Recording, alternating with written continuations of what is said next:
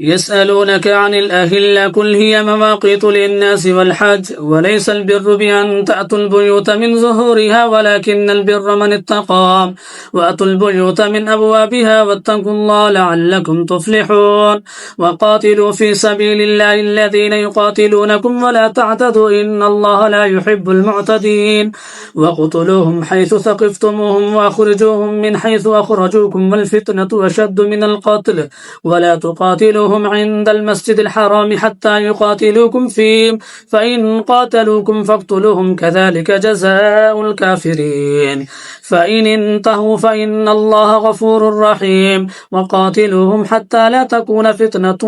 ويكون الدين لله فإن انتهوا فلا عدوان إلا على الظالمين الشهر الحرام بالشهر الحرام والحرمات قصاص فمن اعتدى عليكم فاعتدوا عليه بمثل ما اعتدى عليكم واتقوا الله واعلموا أن الله مع المتقين وأنفقوا في سبيل الله ولا تلقوا بأيديكم إلى التهلكة واحسنوا إن الله يحب المحسنين وأتموا الحج والعمرة لله فإن أحصرتم فما استيسر من الهدي ولا تحلقوا رؤوسكم حتى يبلغ الهدي محلا فمن كان منكم مريضا أو به أذى من رأسه ففدية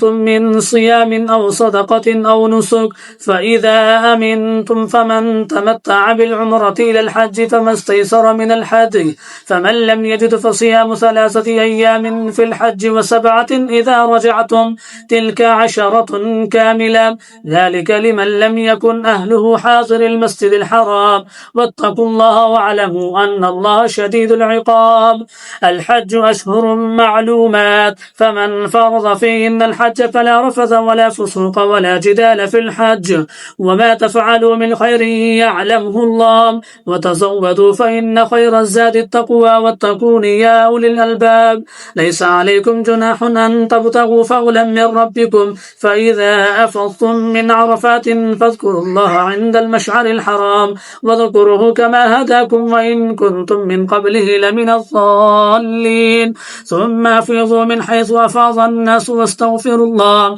إن الله غفور رحيم فإذا قضيتم مناسككم فاذكروا الله كذكركم آباءكم أو أشد ذكرا فمن الناس من يقول ربنا آتنا في الدنيا وما له في الآخرة من خلاق ومنهم من يقول ربنا آتنا في الدنيا حسنة وفي الآخرة حسنة وقنا عذاب النار أولئك لهم نصيب مما كسبوا والله سريع الحساب واذكروا الله في أيام معدودات فمن تعجل في يوم فلا إثم عليه ومن تأخر فلا إثم عليه لمن اتقى واتقوا الله واعلموا أنكم إليه تحشرون ومن الناس من يعجب قوله في الحياة الدنيا ويشهد الله على ما في قلبه وهو لد الخصام وإذا تولى سعى في الأرض ليفسد فيها ويهلك الحرث والنسل والله لا يحب الفساد وإذا قيل له اتق الله أخذته العزة بالإسم فحسبه جهنم